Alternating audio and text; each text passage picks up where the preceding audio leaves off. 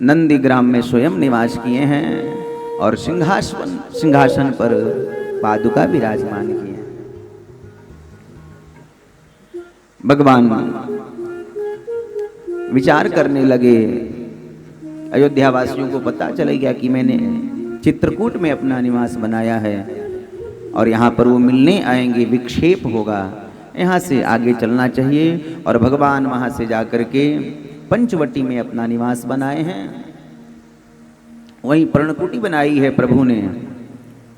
और आज लखनलाल जी प्रभु श्री राम के चरणों में चरणाश्रित हुए और आकर के निवेदन किया है, प्रभु आप मुझे ये बताओ ब्रह्म जीव और माया में क्या अंतर है? मैं अरु मोर तोर दे माया, मैं अरु मोर तोर दे माया, मैं अरु मोर तोर दे माया, मैं अरु मोर तोर दे माया, यही बस कीन्हे जीवन काया, यही बस कीन्हे जीवन। ये मेरा ये तेरा महाराज, यही माया है। जो माया के वश में रहे वो जीव है, आज माया जिसके वश में रहे वही ब्रह्म है। बड़े सरल भाषा में प्रभु श्री राम ने लखनलाल जी को समझाया। माया ईसन आप कहो जान कहीं सो जीव, बंद मोक्ष प्रद सर्व पर माया प्रेरक जी। भगति जोग सुनी अति सुख पावा, लक्ष्मण प्रभु चरण ही सिरना। राम सिया राम जय जय राम, राम सिया राम जय जय राम। भक्ति योग सुनी अति सुख पावा, लक्ष्मण प्रभु चरण ही सिर नावा। गाइए जय जय राम, राम सिया राम जय जय राम। वहीं पर महाराज एक घटना घटी। रावण की बहन शूर्पणखा आई, वेश बदल करके। शूर्पणखा का अर्थ आप लोग जानते हैं? शूर्पणखा किसे कहते हैं? सूप कहते हैं। सूप माताएं जिससे अन्न साफ करती हैं ना, सूप तो जानती हैं ना, सूप। और नख जानती होंगी, नाखून। जिसके नाखून सूप की तरह बड़ी बड़ी हैं वो है, कौन है? शूर्पणखा। आज के समाज में भी शूर्पणखा की भतीजियों की कमी नहीं है। नाखून बढ़ाने से पता नहीं कौन सा सौंदर्य निखरता है। बोलिए जय सिया राम। शूर्पणखा आई और शूर्पणखा ने जब राम जी को देखा तो महाराज विचार करने लगे, कितना सुंदर हैं ये। राम जी के पास में आके कहने लगी, तुम सम पुरुष न मो सम नारी, यह संयोग विधि रचा विचारी। तुम्हारे जैसा सुंदर कोई पुरुष नहीं है, तो मेरी जैसी विश्व सुंदरी कोई स्त्री भी नहीं है। विधाता ने बढ़िया जोड़ा बना दिया है। राम जी को भी चाहिए एक बार शूर्पणखा जी की तरफ देख लें कि विश्व सुंदरी कैसी दिख रही है। लेकिन राम जी ने शूर्पणखा की तरफ एक बार भी नहीं देखा। किसकी तरफ देखा? सीतहि चितहि कहीं प्रभु बाता, चितहि कहीं प्रभु बाता, सीतहि चितहि कहीं प्रभु माता सीता चिताई कही प्रभु माता अहि कुमार मोरे लघु भ्राता अहि कुमार मोरे लघु भ्राता कही चितई कही प्रभु माता सीता चितहि कही प्रभु बाता अहि कुमार मोरे लघु भ्राता अहि कुमार मोरे लघु भ्राता। प्रभु ने सीता जी की तरफ देखा और बात किससे कर रहे हैं? शूर्पणखा जी से। क्या कह रहे हैं? मैं तो शादीशुदा हूँ, ये मेरी पत्नी है, वो मेरा भैया है ना छोटा वाला, ये भी कुंवारा है। अहि कुमार मोर लघु भ्राता। लखनलाल जी सोच रहे हैं बड़े भैया हैं, मुझे कुंवारा बता रहे हैं, घर में जो उर्मिला मैडम बैठी हैं वो कौन है? और बड़े भैया हैं, विनोद कर रहे हैं, तो मैं भी थोड़ा सा विनोद करूँगा। अब दौड़ती हुई शूर्पणखा गई लखनलाल जी के पास और कहने लगी, वो काला कलूटा, तुम बढ़िया गोरे स्मार्ट हो, तुम मुझसे विवाह करो। लखनलाल जी ने कहा कि सुनो देवी, वो जो है ना अयोध्या के राजा हैं, उनके साथ में तुम्हारा विवाह होगा, तुम बनोगी रानी, अब मैं उनका दास हूँ, मेरे साथ में यदि तुमने विवाह किया तुम बनोगी दासी। लखनलाल जी विचार करने लगे, अयोध्या की तो एक ही रानी है सीता जी, अब वो भी रानी, ये भी रानी, वो भी रानी, ये भी रानी, फिर कौन भरेगा पानी? दासी भी तो चाहिए। बोलो दासी बनना स्वीकार हो तो मैं विवाह करने के लिए तैयार हूं। दौड़ती हुई राम जी के पास आई, अरे वो मान नहीं रहा है, तुम ही विवाह करो। भावार्थ रामायण में एकनाथ जी वर्णन करते हैं कि प्रभु श्री राम ने कहा कि देवी मेरा छोटा भाई है, मैं आज्ञा दूंगा, आज्ञा का अवज्ञा नहीं करेगा, और तुम्हारी पीठ पे लिख दे रहा हूं कि वो तुमसे विवाह कर ले। और राम जी ने पीठ पर क्या लिख दिया कि लखन तुम इसका नाक कान काट लो। नाक कान कटना महाराज एक मुहावरा भी है, लोग कहते हैं नाक कट गई। नाक कट गई मतलब इज्जत चली गई। जो कन्या स्वयं स्वयंवर करने के लिए निकलती है समाज में, उसकी नाक कट जाती है। अब इतराती थिलाटी पहुंची लखनलाल जी के पास कि तुम्हारे भैया ने आज्ञा दिया है, देखो पीठ पे लिखा है, आज्ञा का पालन कर, जल्दी करो। लखनलाल जी देख के हंसे। लखनलाल जी जब हंसे, शूर्पणखा को क्रोध आया और सीता जी को महाराज खाने के लिए दौड़ी। सीता जी महाराज साक्षात भक्ति स्वरूपा हैं, और भक्ति पर कोई समस्या आती है भक्त महाराज उसको सहन नहीं करते हैं। बिना विलंब किए लखनलाल जी ने शूर्पणखा के नाक और कान दोनों काट लिए। नाक कान बिनु भई विकरारा, जनुश्रव शैल गैरू की धारा।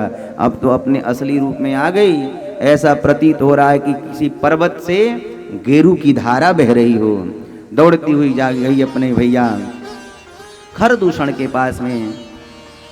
खरदूषण ने कहा कि बहन तुम वहां क्या करने गई थी? शूर्पणखा ने कहा भैया पानी पीने गई थी। खरदूषण ने कहा कि बहन तुम पानी पीने नहीं गई होगी, तुम पानी ग्रहण संस्कार करवाने गई होगी, इसलिए तुम्हारी ये दशा हुई है। अब बहन हो तो चलना पड़ेगा। खरदूषण ने आकर के युद्ध किया, भगवान ने इनका कल्याण किया। तब ये शूर्पणखा दौड़ती हुई भागती हुई रावण के पास में गई है, सारी बात को बताई है। तब विचार किया है रावण ने कि खरदूषण मोसम बलवंता, भगवान के अतिरिक्त उनका वध कोई नहीं कर सकता है, लगता है भगवान का अवतार हो चुका है। और तब मारीच को साथ में लिया है। इधर भगवान अब नरलीला प्रारंभ कर रहे हैं। जो वास्तविक सीता है उनको अग्नि देवता के पास में सुरक्षित रख दिया। वेदवती माया का सीता लेकर के अब माया की लीला करनी है। असली सीता कभी नहीं कहती कि मृग को मार के लाओ। माया का मृग है, माया की सीता है। माया माया को देख करके आकर्षित होती है। मारीच मृग बना, रावण जो है संत का वेश धारण किया। सीता ने जब मृग को देखा तो महाराज कहने लगी वो मृग लेकर के आओ, जिंदा नहीं तो उसे मार कर लेकर के आओ। राम जी मृग के पीछे पीछे दौड़ पड़े। मारीच भी अपने आप को धन्य समझ रहा है, जिसके पीछे दुनिया भागती है, जिसके पीछे दुनिया दौड़ती है, वो भगवान मेरे पीछे भाग रहा है, वो मेरे पीछे दौड़ रहा है। भगवान ने मारीच का जब वध किया, जोर जोर से कहता है लक्ष्मण लक्ष्मण, और मन ही मन कहता है राम राम राम। जोर से लक्ष्मण क्यों कहता है? क्योंकि लक्ष्मण जी जीवों के आचार्य हैं, जीवाचार्य हैं, गुरु हैं। और जब तक गुरु की कृपा नहीं होती है, भगवान की कृपा नहीं होती है। सीता जी को लगा कि प्रभु के ऊपर संकट आया है। लखनलाल जी से कहा कि तुम जाओ। लखनलाल जी मना किए। मरम बचन जब सीता बोला, मरम वचन जब कहा, कौन सा मरम वचन? लक्ष्मण हो यह मरम न जाना, जो कछु चरित रचा भगवाना। उस मरम को बता दिया आज सीता ने। सीता जी ने कहा लखन तुमको पता नहीं मैं माया हूं, तुम यहां से जाओगे तब रावण आएगा, मेरा हरण करेगा, भगवान की आगे की लीला संपन्न होगी। इस मरम को बता दिया। तब लखनलाल जी वहां से गए हैं। रावण आया है छद्म वेश में। कहीं कहीं महाराज मानस में लक्ष्मण रेखा का वर्णन है, कहीं नहीं भी है। लक्ष्मण रेखा का मतलब ये भी है कि मर्यादा की सीमा को जब कोई स्त्री पार करती है तो एक दिन उसका भी हरण हो जाता है। इसलिए मर्यादा की सीमा के भीतर ही पतिव्रता स्त्रियों को रहना चाहिए। लक्ष्मण रेखा पार किया है। रावण ने जो है सीता को विमान पर बैठा करके दक्षिण दिशा की ओर लेकर के चल दिया। सीता जी महाराज करुण क्रंदन करने लगी। गिद्धराज जटायु को जब पता चला तो महाराज जटायु ने मार्ग रोक लिया। रावण ये सीता मेरी बेटी है, इसे तुम लेके नहीं जा सकते।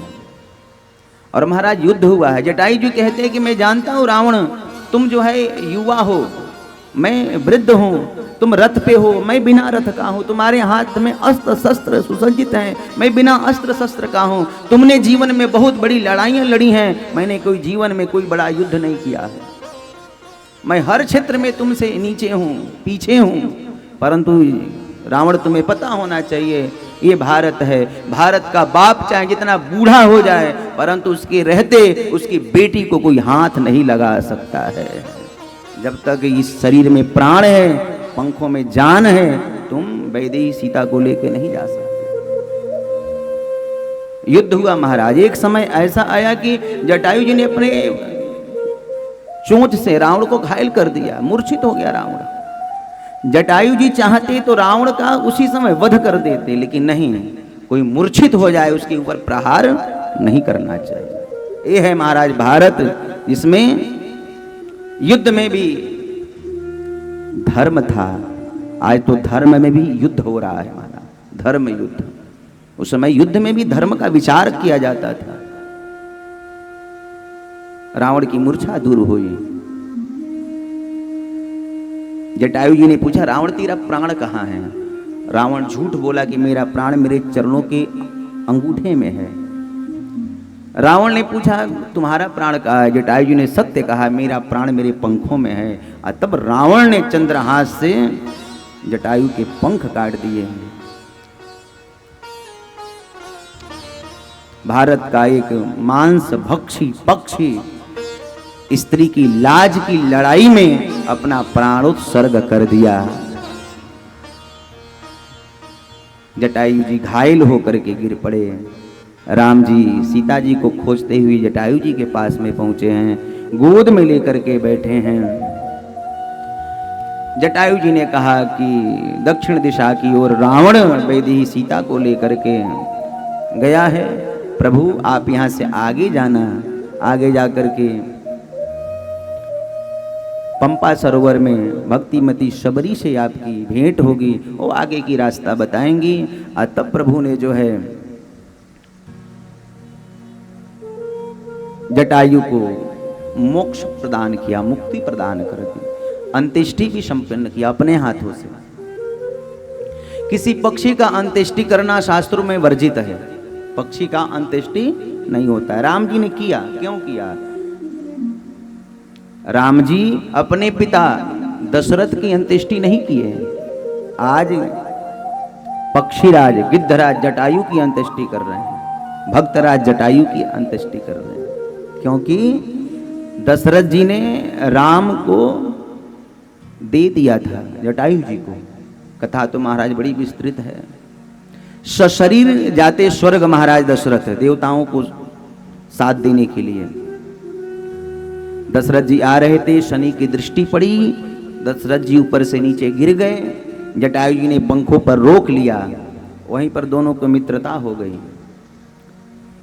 दशरथ जी ने कहा कि मित्र तुमने मेरे प्राणों को बचाया है, बताओ मैं तुम्हें क्या दूं? जटायु जी ने कहा कि कोई बात नहीं, बाद में ले लूंगा।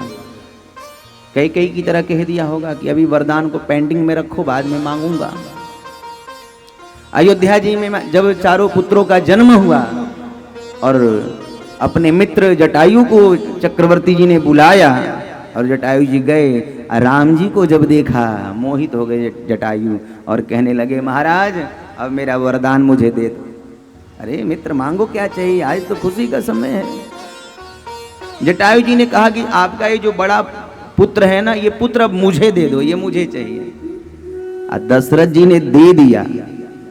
जटायु जी ने कहा कि मित्र मैं तो गिद्ध हूँ, मांस भक्षी पक्षी हूँ, मैं इसको कहाँ रखूंगा? मेरे इस पुत्र को, मेरे धरोहर को तुम अपने पास रखो, परंतु जब मेरी मृत्यु हो, मेरा मृत्यु का समय आए तो मेरा बेटा, मेरा पुत्र मेरे पास में रहना चाहिए और इसी के हाथों से मेरी अंत्येष्टि होनी चाहिए। आज भगवान श्री राम ने अपने पिता जटायु की अंत्येष्टि की और वो गिद्ध देह का त्याग करके हरि रूप धारण करके भगवान के परम धाम के लिए महाराज प्रस्थान कर गए। गिद्ध देह तजी हरि रूप रूपा, गिद्ध देह तजी धरि हरि रूपा, गिद्ध देह तजी धरि हरि रूपा, गिद्ध देह तजी धरि हरि रूपा, भूषण बाहुपट पीत अनूपा, भूषण बाहुपट पीत अनूपा, गिद्ध अधम खग आमिष भोगी, गति दीन्ही जो जाचत जोगी। भगवान ने परम पद प्रदान किया। वहां से आगे बढ़े हैं महाराज,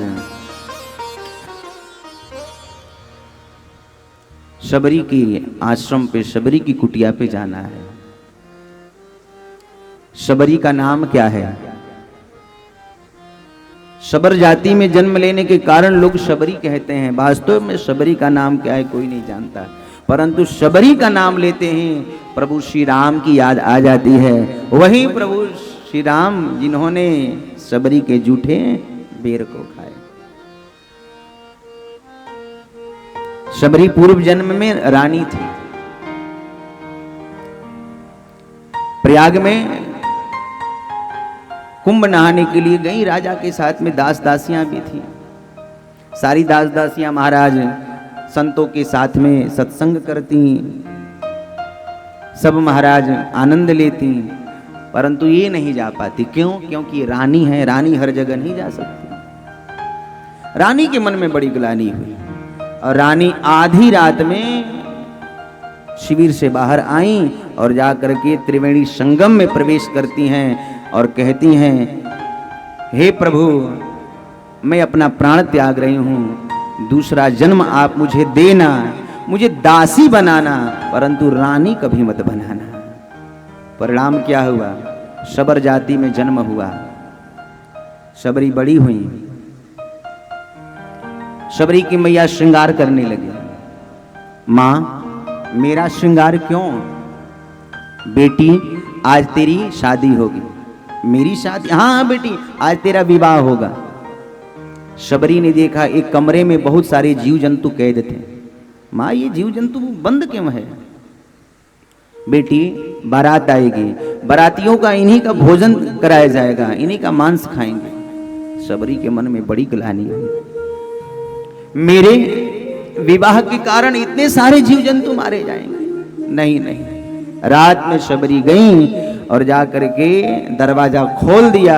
सारे जीव जंतु वहां से उड़ गए, सारे भाग गए और सबके अंतर हृदय से एक आवाज निकली, अरे शबरी, आज तूने हमें मुक्त किया है, समय आने पर भगवान तुम्हें मुक्त करेंगे, भगवान तुम्हारा कल्याण करेंगे। शबरी वहां से आधी रात में निकल पड़े। मतंग ऋषि हैं, पंपा सरोवर के पास में इनकी कुटिया है। सेवा करती। कैसे सेवा करती? रात में मार्ग को बुहारती अपने बालों से। झाड़ू से बुहारेगी, ध्वनि होगी, लोग समझ जाएंगे, तो बालों से बुहारती महाराज। ब्रह्मचारी कहते, गुरुदेव, सेवा दिख रही है, सेवक नहीं दिख रहा है। कौन सेवा करता है? ब्रह्मचारी ब्रह्म मुहूर्त में पंपा सरोवर नहाने जा रहे थे। शबरी अपने बालों से झाड़ू लगा रही थी। एक ब्रह्मचारी का चरण शबरी के बालों पे पड़ गया, चीख निकल आई। ब्रह्मचारियों ने कहा, कौन हो? शबरी कांप गई। ब्रह्मचारियों ने कहा, रे दुष्टा, भीलनी, तुझसे हमारा शरीर स्पर्श हो गया, अब हम दूषित हो गए। बहुत महाराज यहाँ पर खरी खोटी सुनाई है ब्रह्मचारियों ने। और परंतु जब पंपा सरोवर में गए हैं तो क्या देखा? पंपा सरोवर का जल रक्त और पीप से भरा है। गुरुदेव से आकर के सारी बात बताया ब्रह्मचारियों ने। गुरुदेव ने कहा कि अवश्य तुमसे कोई भक्ता का अपराध हुआ है, बिल्कुल सत्य बताना, क्या घटना घटी है। सारी जब बात बताई, गुरुदेव मतंग ने कहा, जाओ उस भक्ता की चरण धूली लेकर के पंपा सरोवर में मिलाओ, तब पंपा सरोवर का जल शुद्ध होगा। ब्रह्मचारियों ने शबरी का चरण धुल करके उस धुले हुए जल को पंपा सरोवर में मिलाया। पंपा सरोवर का जल भी निर्मल हो गया महाराज। तब से मतंग ने शबरी को शिष्यारूप में स्वीकार किया है। शबरी कहती हैं कि गुरुदेव, लोग क्या कहेंगे? इतने बड़े महात्मा एक स्त्री को, एक भिलिनी को अपने कुटिया में रख लिया। मतंग कहते हैं, बेटी, तुझे पता है मेरा नाम मतंग है, और मतंग लोग हाथी को कहते हैं। हाथी जब चलता है तो कई लोग हाथ जोड़ते हैं आगे, है ना, और कई पीछे से भौंकते भी हैं। परंतु क्या हाथी भौंकने वाले की तरफ मुड़ करके देखता है? कभी नहीं देखता। कोई हाथ जोड़ करके प्रणाम करता है, वहां हाथी ठहरता नहीं, और कोई पीछे भौंकता है, वहां पीछे मुड़ करके देखता नहीं। हाथी तो अपनी चाल में महाराज मस्त रहता है। दुनिया क्या कहेगी, मुझे कोई परवाह नहीं, मैं तो मतंग हूं। अब पिताजी कहती शबरी और बेटी कहते मतंग ऋषि। एक दिन मतंग ने कहा कि बेटी, अब मैं जा रहा हूं। पिताजी, कहां जा रहे हो? बेटी, मैं वहां जा रहा हूं जहां से फिर वापस नहीं आते हैं। यद गत्वा न निवर्तन्ते तद धाम परमम मम। मैं वहां जा रहा हूं जहां से फिर वापस नहीं आते। पिताजी, मैं कैसे रहूंगी? बेटी, एक दिन तुझे भगवान मिलेंगे। भगवान मिलेंगे? हाँ हाँ बेटी, तुझे भगवान मिलेंगे। पिताजी, भगवान को जानती नहीं, भगवान को पहचानती नहीं, मैं भगवान को कहाँ ढूंढूंगी, मैं भगवान को कहाँ खोजूंगी? मतंग ने कहा कि बेटी तुझे कहीं भगवान को ढूंढना नहीं है, तुझे भगवान को कहीं खोजना नहीं है। एक समय ऐसा आएगा कि एक दिन भगवान तुम्हें ढूंढते हुए, तुम्हें खोजते हुए तुम्हारी कुटिया तक पहुंच जाएंगे। गुरु वचन पर विश्वास करके प्रतीक्षा करने लगी।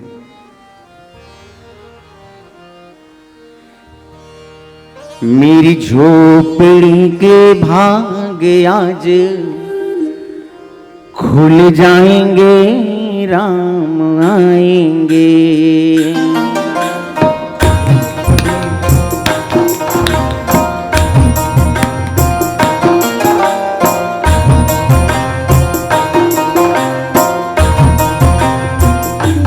मेरी झोपड़ी के भाग्य आज खुल जाएंगे, राम आएंगे। मेरी झोपड़ी के भाग्य आज खुल जाएंगे, राम आएंगे।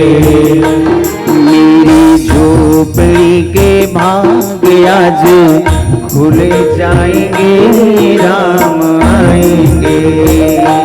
मेरी झोपड़ी के भाग्य आज खुल जाएंगे, राम आएंगे। राम आएंगे, आएंगे, राम आएंगे। राम आएंगे, आएंगे, राम आएंगे।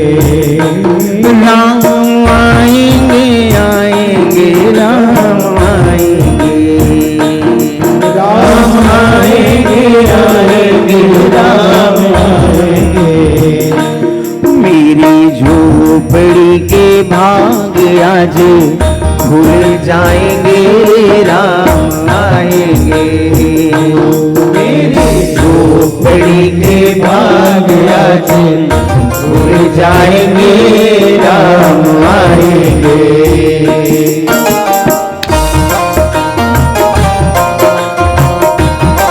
राघवेंद्र सरकार की।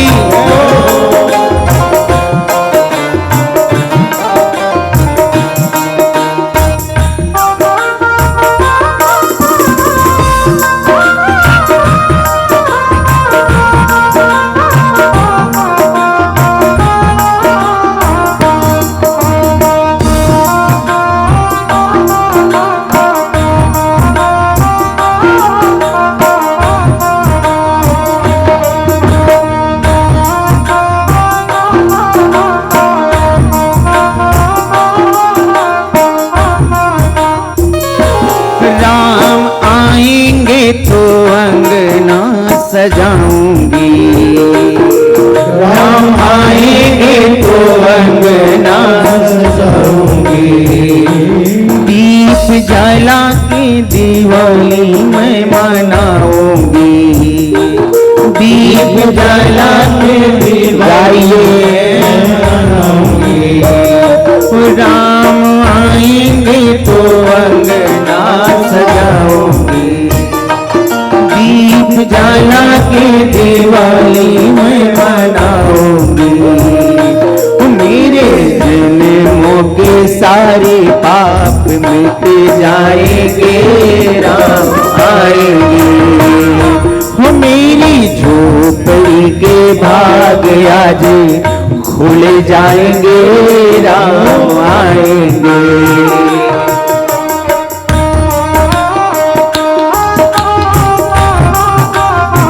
दोनों हाथ ऊपर उठा करके प्रभु को पुकारो।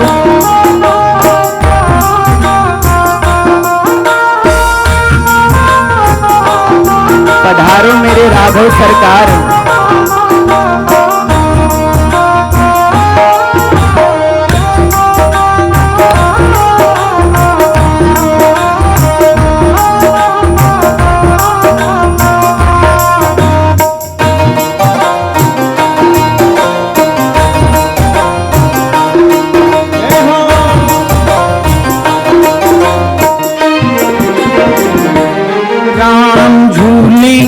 तो पलना झुलाऊंगी, राम झूलेंगे तो पलना झुलाऊंगी।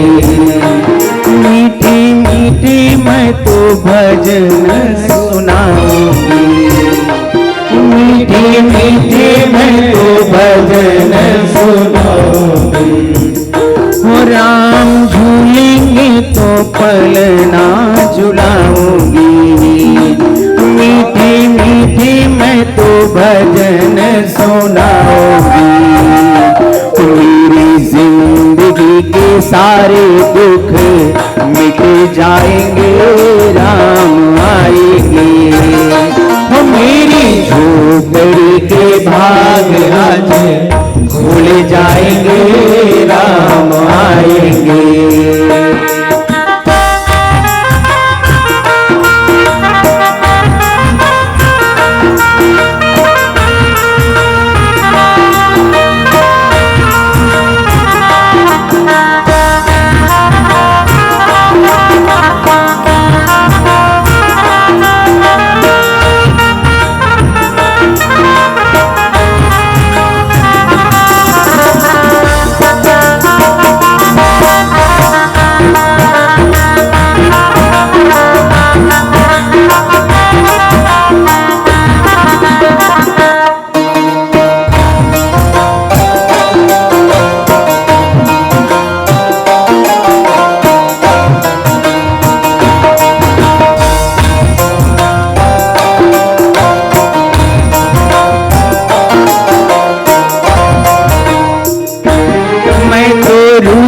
रुचि भोग लगाऊंगी, मैं तो रुचि भोग लगाइए।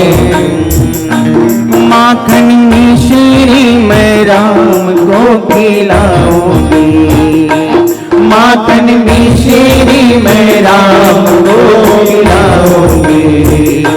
मैं तो रुचि भोग लगाऊंगी, माखन मिश्री मैं राम को खिलाऊंगी। प्यारी प्यारी राधे प्यारे श्याम संग आएंगे, राम आएंगे। वो मेरी झोपड़ी के भाग आज खुल जाएंगे, राम आएंगे। मेरी झोपड़ी के भाग आज खुल जाएंगे, राम आएंगे। राम आएंगे आएंगे राम आएंगे, राम आएंगे आएंगे। राम आएंगे आएंगे राम आएंगे, राम आएंगे आएंगे राम आएंगे। वो मेरी झोपड़ी के भाग आज खुल जाएंगे, राम आएंगे। वो मेरी झोपड़ी के भाग आज खुल जाएंगे, राम आएंगे। मेरी झोपड़ी के भाग आज खुल जाएंगे, राम आएंगे। मेरी झोपड़ी के भाग आज खुल जाएंगे, राम आएंगे। राम आएंगे आएंगे राम आएंगे, राम